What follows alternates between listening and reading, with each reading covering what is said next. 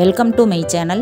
இன்றைக்கி நம்ம வீடியோவில் முத்தான வெள்ளை சோளத்தில் சத்தான கொழுக்கட்டை எப்படி செய்கிறதுன்னு பார்க்கலாம். 1 கப் வெள்ளை சோளம் எடுத்து வச்சுருக்கிறேன். வெள்ளை சோளத்தில் நிறைய சத்துக்கள் இருக்குது. கால்சியம், அயன், புரோட்டீன், நார் சத்து நிறைய இருக்குது. பண்டை காலத்தில் கம்புக்கு அடுத்தபடியாக சோளத்தை சிறுதானிய உணவுகளில் அதிகமாக பயன்படுத்தி இருக்கிறாங்க. இந்த சோளத்தை வச்சு கொழுக்கட்டை எப்படி செய்கிறதுன்னு பார்க்கலாம். இந்த கொழுக்கட்டை ரெசிபி எங்கள் பாட்டியோடது. பாட்டி ரொம்ப அருமையாக கொழுக்கட்டை செய்வாங்க. அதுக்கு முதல்ல சோளத்தை நல்லா ஊற வச்சிடலாம். 4 to 5 மணி நேரம் நல்லா ஊறணும். அப்போ தான் கொழுக்கட்டை சாஃப்டாக இருக்கும். 4-5 தடவை வாஷ் பண்ணிவிட்டு ஊற வச்சுருக்கிறேன். இப்போ தண்ணியெல்லாம் வடிச்சிட்டு ஒரு வெள்ளை துணியில் போட்டு காய வச்சுக்கலாம்.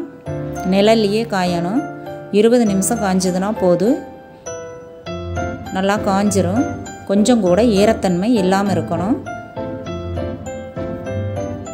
இந்த மாதிரி கையில் எடுத்து பார்த்தோம்னா சோளம் ஒட்டாமல் இருக்கணும். இப்போ இந்த சோளத்தை மிக்ஸி ஜாரில் போட்டு அரைச்சிட்டு வந்துடலாம். ரவை பதத்துக்கு கொரகொரப்பாக இருக்கணும்.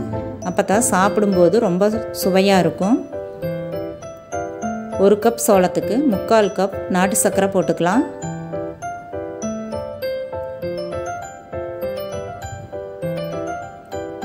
சர்க்கரை போட்டு கையாலேயே கலந்து விட்டுக்கலாம். கையோட சூட்டுக்கு சர்க்கரை இலகி கொழுக்கட்டை பிடிக்கிறதுக்கு நல்லா வரும். இந்த மாதிரி பிடிச்சு பார்த்தோம்னா கொழுக்கட்டை பிடிக்க வரணும். நாம்பி பிடிச்சுக்கலாம். எல்லா மாவையும் கொழுக்கட்டையாக பிடிச்சு எடுத்துக்கலாம்.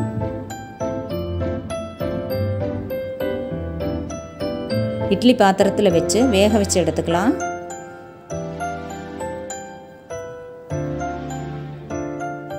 இருபது நிமிஷம் நல்லா வேகணும். கொழுக்கட்டை வேகும்போது வாசம் ரொம்ப அருமையாக இருக்கும். இந்த மாதிரி ஒரு ஸ்டிக் வச்சு குத்தி பார்த்தோம்னா ஒட்டாமல் வரணும். முத்தான சோளத்தில் சத்தான கொழுக்கட்டை ரெடியாகிருச்சு. ஸ்கூல் விட்டு வர்ற சின்ன பசங்களுக்கு ஈவினிங் ஸ்நாக்ஸாக செஞ்சு கொடுக்கலாம். ரொம்ப அருமையாக இருக்கும். சின்ன பசங்கள்லேருந்து பெரியவங்கள் வர எல்லாருமே சாப்பிட்லாம். நீங்களும் செஞ்சு பாருங்கள் எப்படி இருந்ததுன்னு கமெண்ட்ஸில் சொல்லுங்கள். லைக் பண்ணுங்கள், ஷேர் பண்ணுங்கள், சப்ஸ்கிரைப் பண்ணுங்கள். தேங்க்யூ.